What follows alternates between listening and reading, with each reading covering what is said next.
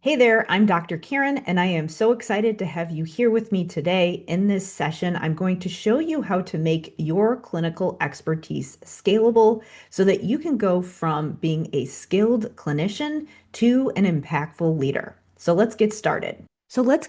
With some housekeeping things. As I said, my name is Dr. Karen Dudek-Brannan, and I wanted to share a little bit about who this session is for. So, first of all, with your housekeeping things, I recommend that you make sure that you have a good internet browser as you're watching so that you are able to get good load speed throughout this video. Obviously, it's pre-recorded. So if you have a question at any point in time, feel free to use that purple chat box at the bottom right-hand corner of the screen to send me a question, or you can email me at talktome@drkarenspeech.com. I do recommend using earbuds if you are watching this presentation. Occasionally, I might use some colorful language, and also it just helps for you to be fully engaged if you've got me in your ears. So let's get started with who this presentation is for. So this presentation is for you if you're at the point in your career that you've really evolved beyond those pre-made materials, the Pinterest therapy, and the flashcard drills. They're tools in your toolbox, but you're definitely not dependent on them. And the reason that that's the case is because you can take a generic worksheet or game or whatever it is and turn it into a meaningful session. And you're really good at planning on the fly, which, by the way, is not half-assing your planning. It just means that you know what you're doing. You're also probably getting some of those micro wins in your language therapy sessions, and you intuitively know how to model, scaffold, and adjust. So even though it does feel like things sometimes are kind of cobbled together and they might not have the hierarchy that you would want, you're still able to figure out how to adjust, like I said, on the fly, because you know how to do good language facilitation. You've got a lot of tools in your toolbox, and you have a lot of ideas about effective practices. You know them pretty well, and you'd love to share them with your team in your building to inform some of the practices that are going on at the curriculum level or outside your rooms. And maybe you have a few team members who regularly seek you out for advice because they've started to realize how valuable you are. But despite all of these things, you still haven't quite figured out how to define, package, and share what you're doing to support kids, even though it can feel seamless when you're doing it yourself. So you're not necessarily seeing some of those micro wins that you're seeing in your sessions generalize outside of your sessions. And you do spot problems in classrooms that you know are impacting your students, especially when it comes to addressing some of those language challenges that they might have outside of your room. But sometimes you don't know how to speak up without either overstepping or getting really excited about your suggestions and actually overwhelming teachers. So your tools are there, but they're not well organized. So your planning, even though you get it done, takes longer than it should. And then, of course, the biggest problem of all your best ideas are living in your head, which means your impact stops when your therapy sessions end. If this sounds familiar, I get it. I used to feel the same way. Like I said, my name is Dr. Karen, and I'm a speech pathologist by training. And I also have a doctorate in special education. I spent 14 years in the schools supporting students with language literacy and executive functioning needs and helping teams develop systems. And in 2015, I started an online education company where I help service-based professionals like speech pathologists and other related service providers build systems that make their therapy more impactful and their expertise scalable, specifically relating to language literacy and executive functioning. So back in the early 2000s, when I was in the schools, I knew how important language skills were to my students' success. And my team was facing a surge of referrals. It was around the time when we were trying to implement response to intervention. And my team really needed leadership in the area of language and literacy, not just with the way that I supported students in my sessions, but at the building level. And when it came to language therapy, the area my team needed me the most, I didn't have a way to organize all of the tools in my toolbox. And I used all my mental bandwidth for planning session to session 1 week at a time. And there was really no capacity left for thinking about collaboration and leadership. So that's what inspired me to really specialize in the area of language and literacy during my doctoral program, where I put together a framework that I used with my own caseload. And what happened was that I finally was able to share that framework with my team and implement it with my caseload. And what that allowed me to do was go from that person who just works on the R sound to more of a thought leader in the building who could impact the way that referrals and curriculum worked on our team. And that's what inspired me to start my company back in 2015, where I started teaching other SLPs that framework. And through all this work, I help speech pathologists and other clinicians make their expertise scalable and visible to their teams, as well as effective in their direct sessions. So let's get back to that question of why you're here. So, why does your therapy feel good but not great? Maybe it's because you know a curriculum or a systemic shift needs to happen in your building, your district, and beyond, but you don't have capacity to figure out how to make an impact beyond your sessions. And language is such a huge area. It takes so much mental bandwidth to just plan sessions. So you might feel like all your great ideas are on the tip of your tongue, but you just can't quite articulate them. The good news is that if this sounds familiar, I'm going to go through 3 mistakes that clinicians often make that results in some of these challenges and how to shift them so that instead of hitting the ceiling that you're hitting right now, you can go above and beyond. So, what I'll cover today is mistake number 1, the clinical decision bottleneck that limits generalization beyond sessions. And this is something that no one talks about. We definitely don't learn it in our pre-service training, and I rarely hear any mention of this in any type of professional development seminar that I've ever attended for speech pathologists or other clinicians. Then there's mistake number 2, what I refer to as the iteration spiral, that prevents clinicians from defining their process enough that they can efficiently repeat it. Then finally, we'll cover mistake number 3, the linchpin problem that keeps students and your team dependent on you to reinforce those language skills that you're so wonderful at reinforcing, but other people might not necessarily be the same way. One thing I wanted to remind you of is that, again, if you have any questions throughout this presentation, you can type them in that chat box. Again, it looks like this. It's purple. It's on the bottom right-hand corner of your screen. If you're on a desktop, it might be closer to the bottom if you are on a mobile device. So let's start with mistake number 1. The clinical decision bottleneck that limits generalization beyond sessions that no one talks about. So first, let's talk about why this happens and why it's so nuanced. What are we often taught to do as clinicians when it comes to individualizing our sessions? Well, obviously, we hear things like we have to use our professional judgment. We have to make clinical decisions. And then, of course, we have to individualize. This is what we see as our role as the clinician who is creating those skilled therapy sessions and goals. Now, of course, this is a huge part of our role and is part of what we should be doing.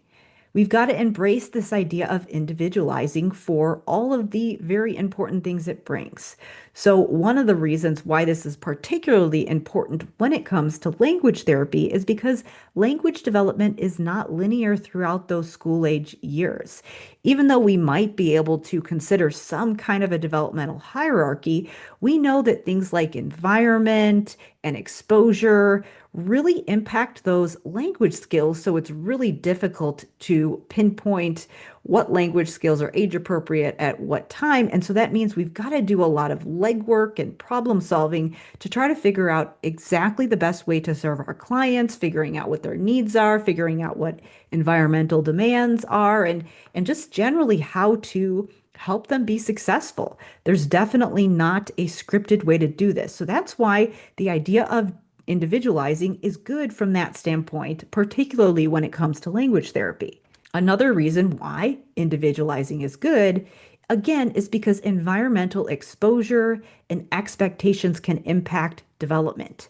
One of the most common questions I get is, what words are age appropriate for what grade level? Well, you and I both know that we can't really pinpoint what words are age appropriate for grade levels because it's highly dependent on what words kids are exposed to. So again, we have to do a lot of problem solving to figure out exactly how to target things like vocabulary and consider the environment and the expectations and geography where you live in your community and all of those kinds of things. But at the same time, we can't completely abandon this idea of a developmental progression because we do know that there are certain skills that develop in a certain sequence for many kids, and then couple that with all of the different diagnoses that we serve. So, again, we've got to do a lot of clinical problem solving here when it comes to language to figure out what is the most appropriate way to facilitate these skills and what skills are important to target. And then finally, individualizing is good when you're planning your sessions and your strategy because in addition to the fact that language is incredibly complex and there's lots of language skills we could be targeting, we also have to consider our own team dynamics and building culture. Who's working on what on your team and what other resources do you have available to you when it comes to your coworkers and the makeup of your team? And how big is your caseload? What are the laws across the states and what's your bandwidth? And then what other things are impacting the ability to serve students? Things like funding, local policy, curriculum, all of these things are going to impact your strategy for language therapy. So, of course, your strategy is going to be incredibly customized to you, your students, and your unique situation. And I wanted to just ask you to reflect on something for a minute, just thinking about all the different decisions you have to make in your daily job and how you feel when you've been really grappling with something and thinking through something and you just want clarity and an answer. And people tell you that the answer is to use your best judgment. Chances are that that feels a little bit dismissive. Sometimes you just want an answer because it frees up some space for you to think about something else.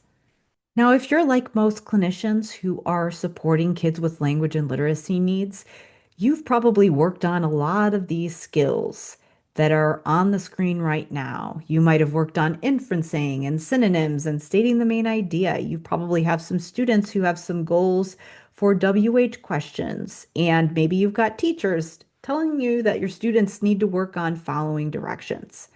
Even though this looks kind of messy, somehow you're able to, in your head, organize it enough to come up with a pretty good session for your students. So, what you often have to do in your head on a daily basis is take this big mess of language skills and fit them into nice, little, neat therapy activities, kind of like those little drawers on the bottom right-hand side of the screen there.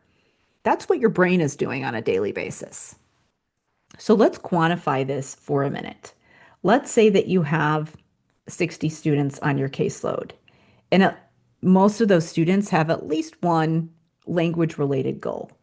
Now, I listed probably between 13 and 15 skills on that last screen. Let's be honest, there's probably more language skills, and let's be honest, your caseload might be bigger than 60 depending on what state you're in.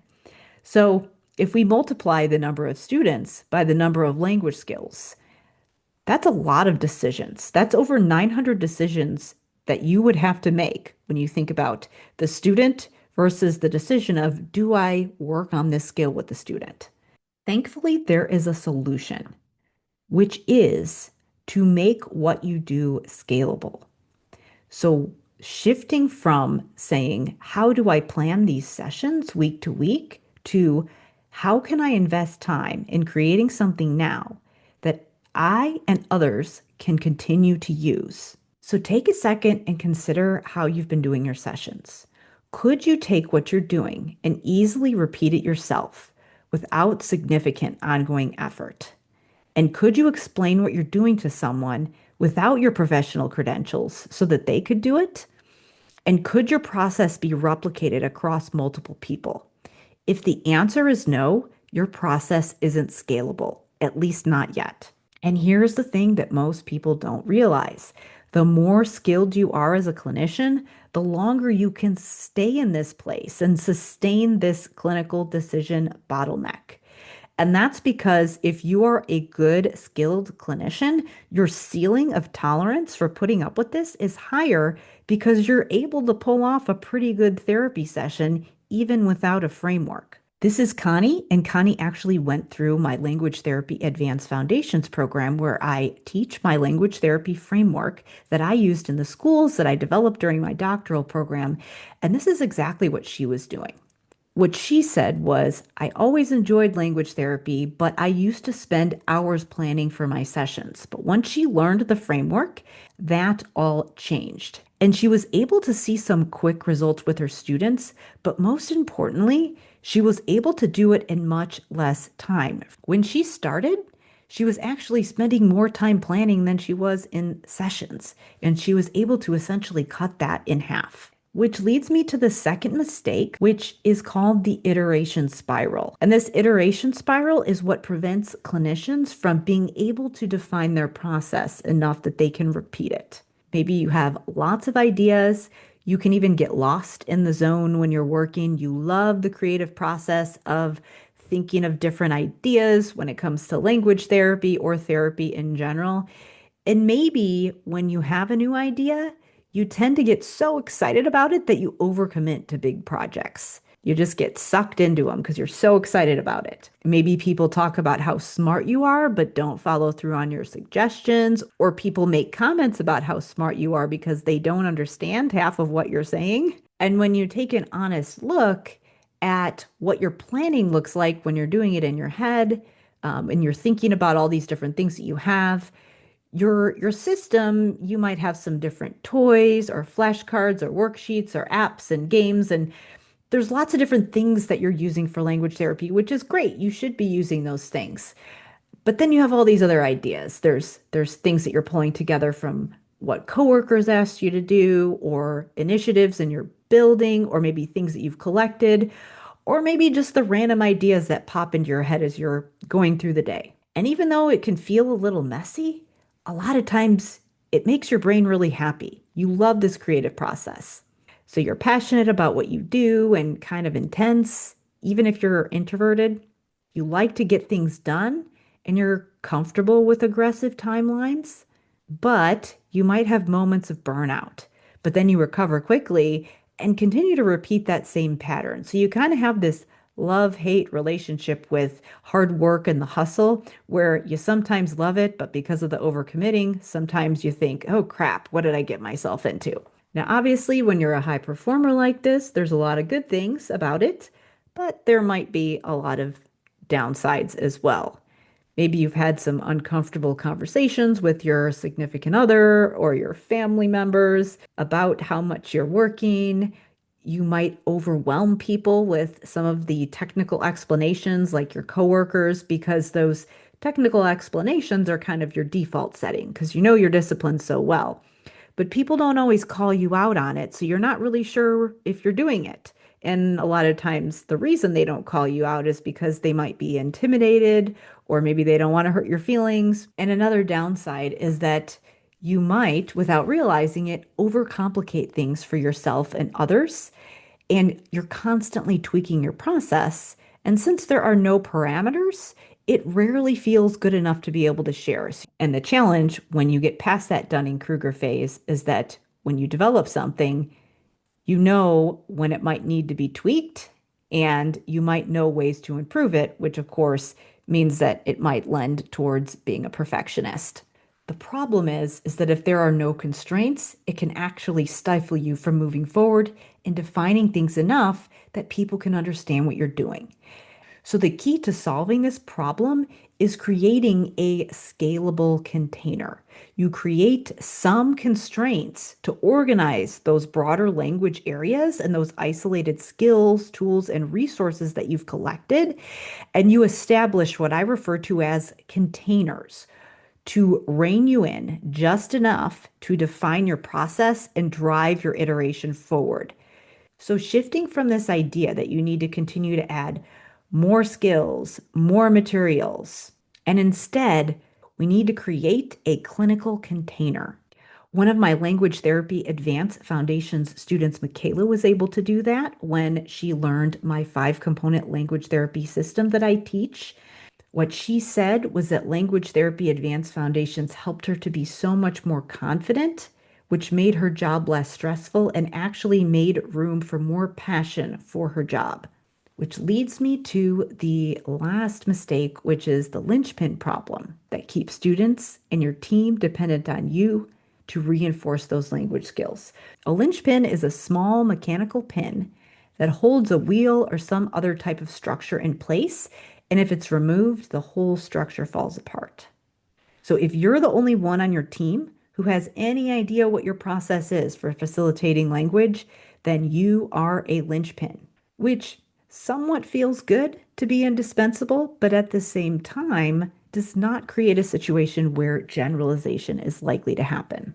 You know that you only get 30 to 40 minutes a week with your students if you're lucky. And that's not enough time to target every single language skill needed to support the cognitive skills students need for future success, especially if you've got those students who need kind of a little bit of everything. No matter how efficient you are and good at scaffolding, you're just not going to get all of that in during the time you have with your students. And let's be honest, the system that we're working in is not going to change anytime soon. Now, usually the method of scaling that school leaders default to when it comes to thinking about, all right, how might we create something that others can reinforce? Usually, school leaders define something like curriculum standards. They think about scaling curriculum across grade levels and across buildings. Yet no standard language therapy curriculum exists because of all of those reasons we have to use our clinical judgment and individualize. You need to have a system so you can make decisions about what needs to be addressed by you, by others, and all of that is going to be highly dependent on your unique situation and caseload.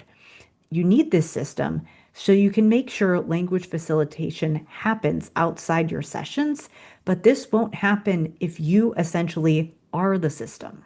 Now, I work from frameworks, not curriculums, because frameworks box you in just a little bit that you have some parameters, but not so much that you can't individualize. What I do is teach speech pathologists how to create a scalable container for their language therapy. The big, broader container is vocabulary. So, vocabulary is like this broad umbrella that we use to define the strategies and techniques that we're going to pull into our language therapy system. So, why is vocabulary such a powerful container to use for your language therapy? Well, without adequate word and sentence comprehension, students are unlikely to respond to higher level comprehension instruction.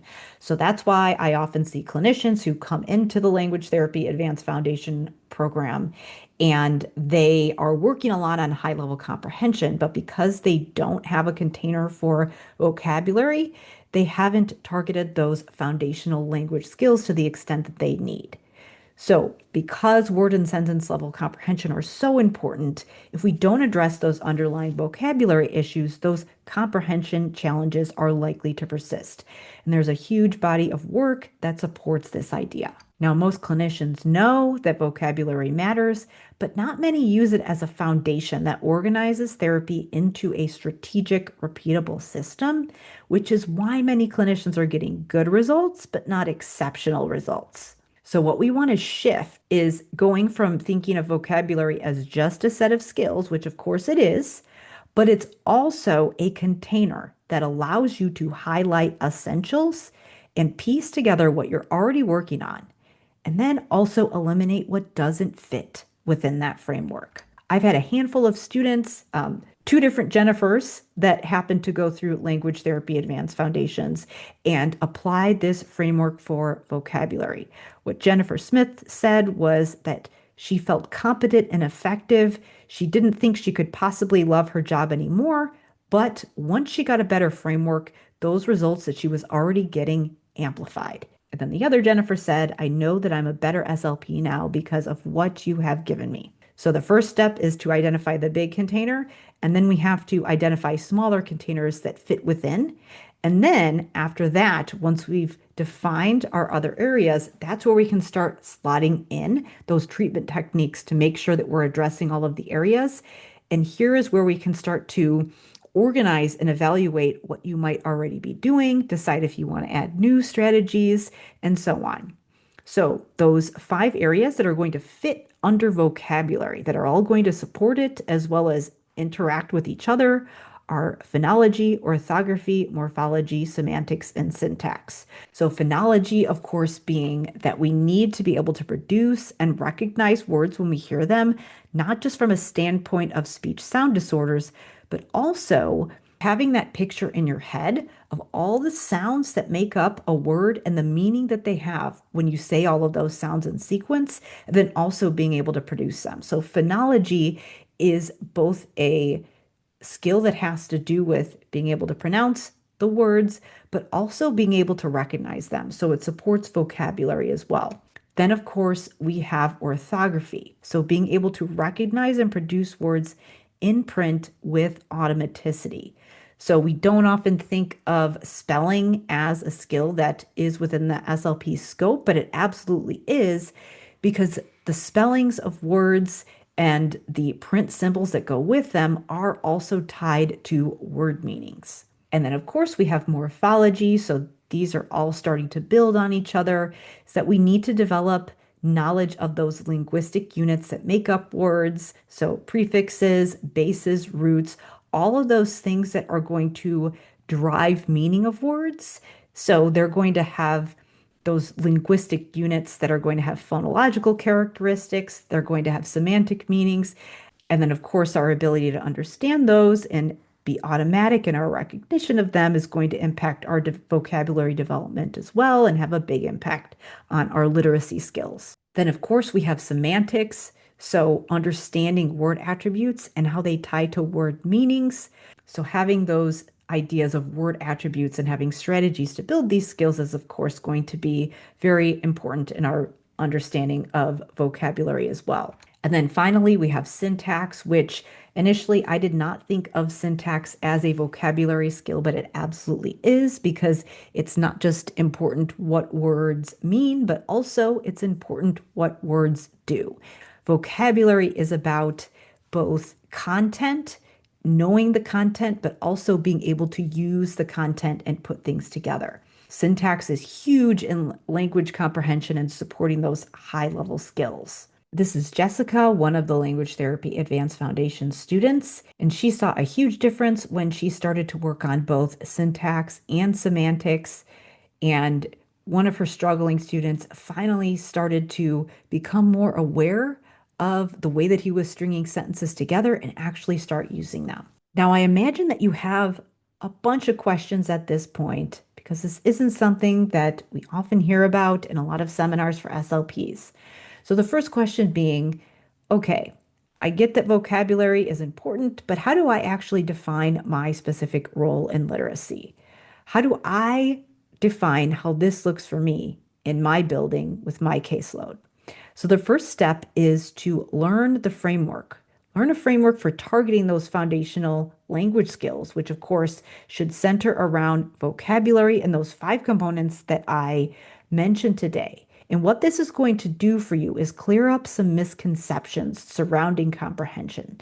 Many clinicians often think that they need to be only working on comprehension because that's what's going on in the classroom, but really they're actually working on skills that weren't working very well in the classroom. And they're just repeating what didn't work, when actually their therapy sessions need to be focusing on something different.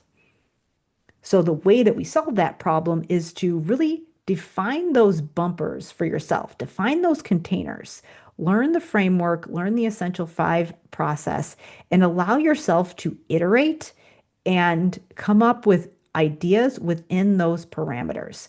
Your creativity needs constraints. If you don't have any constraints placed on you, that actually creates chaos. And what that results in, of course, is you being that bottleneck and you kind of spiraling and continuing to create all kinds of tools and materials, but never getting it to the point that you have something you can share with other people.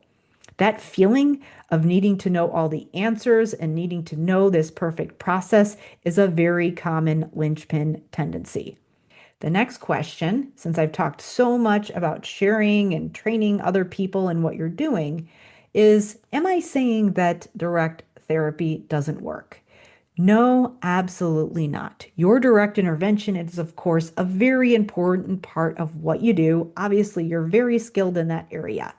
Your first step, of course, when you learn the Essential Five framework is to optimize your direct intervention because you can make a big impact. You already know that. You already are making a big impact with your direct intervention. But once you optimize there, and really define what you're doing there. Then you can start stacking other layers on top of what you're already doing. So this would be assets you can share, tools you develop, or using other models of service delivery models. So for example, going from delivering sessions just one-on-one or in groups, and then also using other models like getting into a classroom or doing some trainings. That clinical decision bottleneck can make sticking with one model feel very comfortable, especially if you are a good clinician. It's really easy to get stuck in this zone of competence instead of moving on to your zone of genius where you could be sharing your knowledge with other people.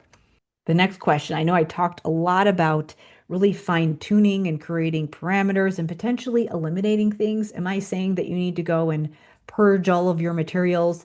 No, definitely not right away. First, what you want to do is define a framework. So really understand those components of vocabulary and how you're going to use those five areas and define some specific language therapy strategies that you can use within that framework. Then, once you do that, once you have a set of staple strategies, you can figure out where you want to put those existing tools in your toolbox. So it's kind of like you're pulling everything out and reorganizing a closet. Maybe you get some new things and then you figure out where to put them.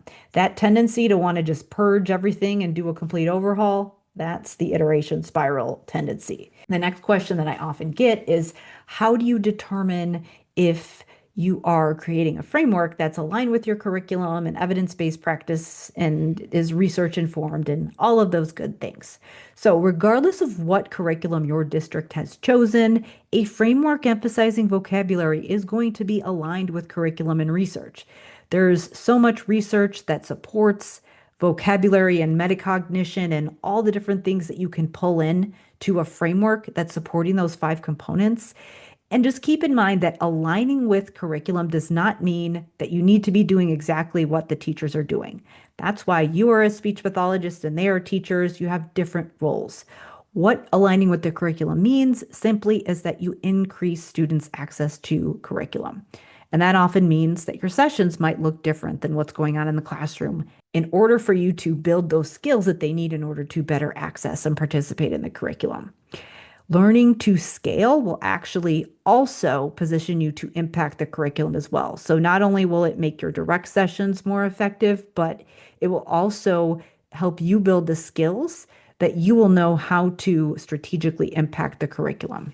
And then finally, a very common question that I get from my many overachievers that I work with is what about goals, evaluations, and data?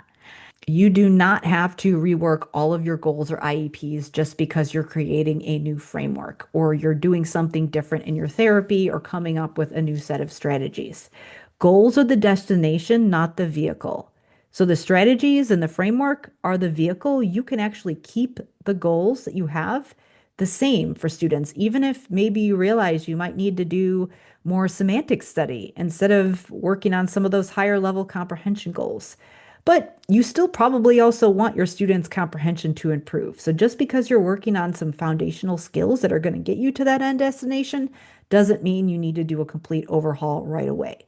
Your overachieving brain is going to want to do that overhaul and just revamp everything at once, but you do not have to rewrite all of your IEPs. Resist the urge to do that. Again, that's another example of the iteration spiral. Just let your brain process and add one component at a time. That's actually what I recommend for people, is that they get familiar with one of those five areas at a time and use a new strategy and iterate a little bit on it and then move on to the next one. Now, I know I'm preaching to the choir here, but there are a lot of things that need to go on under the hood that actually result in students having good language skills. So, being able to be successful in math and comprehension and literacy and relationships and expression. Well, there's a lot of things that need to happen within your language therapy framework in order to make that happen. And I've listed some of the things that I use within my language therapy framework that I teach SLPs that focuses on those five components that actually support those higher level skills that people often see when language therapy is actually working. So, things like having an overall success path and a strategy for how you're going to sequence all of those language skills and all of those language strategies that you're going to target that are going to hit all five of those components, but also there are tools for isolated definition syntax, semantic feature study, and doing that in conjunction with definition syntax, studying semantic features and pulling in metacognition. So we're emphasizing high level processing and executive functioning and self questioning and self talk, as well as identifying the high priority syntactic skills that we want to target. Then, of course, we want to make sure that we're embedding phonology in multiple places. So, both embedded into semantic study as well as embedding phonology into word study that also emphasizes morphology and orthography. And then, of course, as we do all of these things, as we're studying words with a semantic emphasis or an orthographic emphasis, we also want to make sure that we're considering how this impacts our goals, data, and evaluations. So these are all things that I show SLPs how to do when they develop their five component framework. And this is essentially what helps them to create that scalable system that's detailed enough that it allows them to be rigorous, but is simple enough that they are able to scale it. I've actually had a handful of the SLPs who have applied this framework on my podcast. There's Amy, who was able to use the framework with her own caseload in her private practice and also was able to share it with teachers and do some classroom-based instruction. There's Katie, who was able to get some great results when she studied syntax with her students. And then there's also Tiffany, who was able to apply this at the high school level. And she actually used it to help one of her students pass the driver's test. There's a lot of complex syntax on that test. So all these skills that you can use are going to give your students the skills that they need to succeed in both school and in life. Now, I wanted to officially invite you to join Language Therapy Advanced Foundations, which is where I teach SLPs how to deliver this scalable framework. Language Therapy Advanced Foundations is my program that helps SLPs create a language therapy system they can implement across grade levels, they can use to guide therapy planning, they can use to support their teams, and also to help them advocate for effective services. The first thing that I do in the program is provide the scaling module for you. In this module, I show you the 3 steps to scaling your clinical expertise without sacrificing quality. I show you how to clarify your personal system so you can delegate, collaborate, and lead. And I will show you how to move from being a great technician to that systems level leader in your current role. You don't have to be an administrator to do this. However, if you aspire to be an administrator, it is certainly a great skill set to learn right now. Then I follow it up with the Success Path module. In this module, I show you how to identify high impact activities that target foundational language skills, how to differentiate your expertise from other professionals and add more value through strategic language intervention. And I show you my meta approach for helping your students be independent learners, both during and after their sessions with you. Next, there's the Semantics and Definitions module, where you'll learn a simple and effective method for improving word recognition and retrieval skills, where you'll learn how to get students excited about learning words and facilitate independent word learning. And you'll also learn how to help students problem solve when they come across difficult words instead of relying on you for prompting them. You'll also get a specific module on syntax, where you'll learn how to help your students focus on the most important parts of definitions so they retain word meanings, provide rich descriptions of words by organizing semantic information, and train students to define words using definition syntax so they can more effectively demonstrate what they know. In addition to the sentence structure syntax module, I also have a module that will help you select syntactic intervention strategies that are most likely to result in transfer across settings. So I'll show you how to address it in both your direct intervention, so that can be very focused. And then I also help you to center sentence level work around 4 syntactic skills that will build the foundation for strong language processing. And I even give you a plan that you can implement with 40 minutes a week of direct intervention. So I'm helping you address your sessions as well as create strategies that will eventually be able to be scaled and shared with others. Then we have the word study module, where you'll learn common mistakes teams make when it comes to spelling instruction and what to do instead, how to increase automaticity with spelling and decoding by studying word parts, and you'll also learn how to build grammar and spelling skills by integrating phonological, orthographic, and morphological awareness into your sessions. We tie it all together with the generalization module, where you'll learn why kids struggle with WH questions. You'll build listening skills by integrating semantic and morphological skills, and you'll transition from word and sentence level instruction to comprehension strategies that facilitate skill transfer. So here's where you really tie all of those foundational skills together for your students so that you can also focus on those inferencing and problem solving skills. In addition to these modules that walk you through the system, I also give you some bonuses so that you have just enough tools to really tie all of this together and organize you.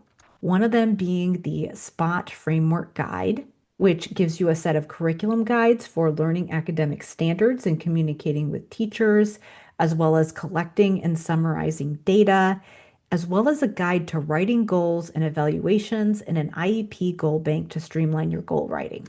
You'll also get the ultimate syntax protocols, which include over 300 worksheets. So I'm not against worksheets. I'm only against worksheets that don't have a strategy behind them.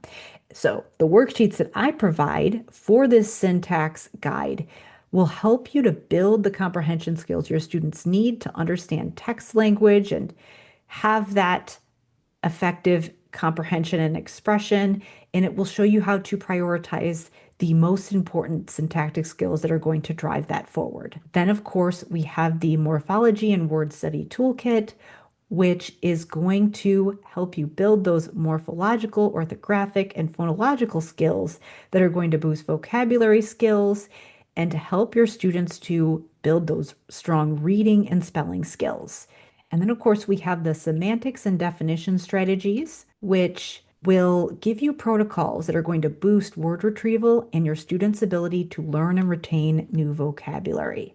And all of these tools are described in the modules as well. So you're getting these tools that are going to help streamline things for you, but I also explain how to use them in the modules. Next, we have the WH questions guide, which is going to help you to be more strategic when you focus on WH questions.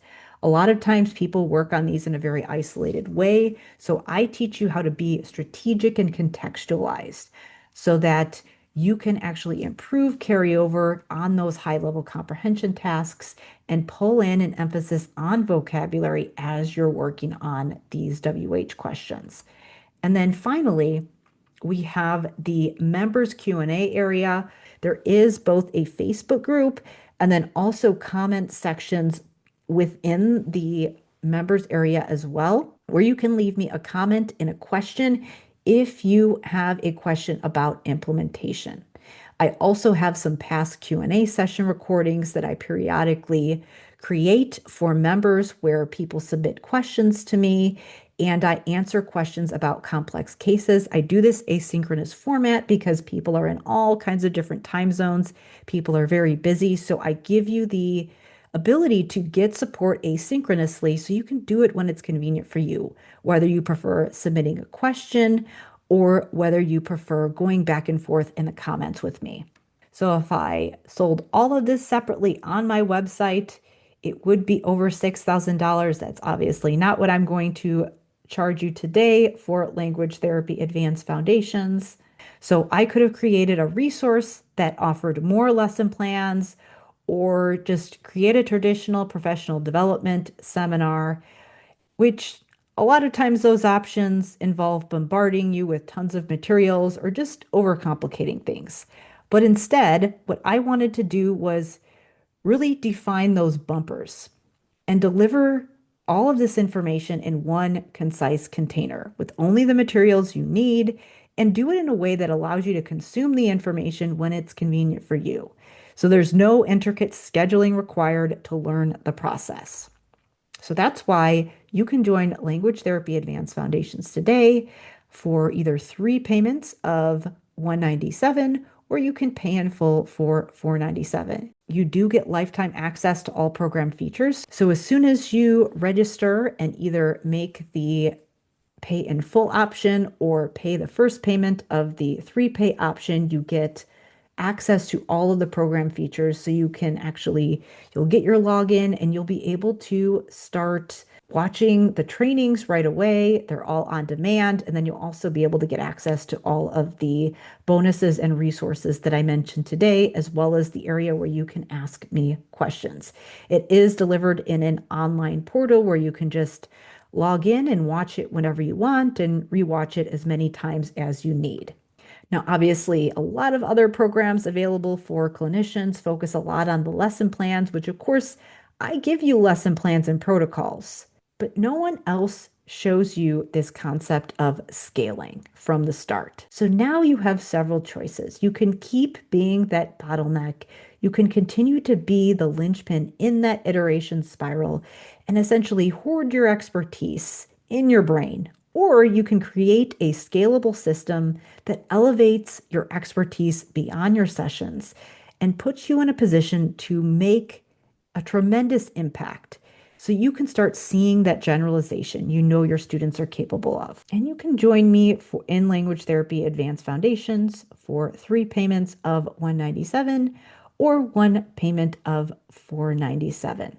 All you need to do is just scroll down this page and you'll be able to see the full program breakdown, the explanation of the vocabulary framework, as well as the frequently asked questions section. If you have any questions for me, please use that chat box in the bottom right-hand corner of the screen. It's that little purple chat icon.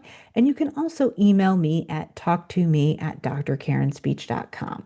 Thank you so much for joining me for this session. I hope to see you in the members area.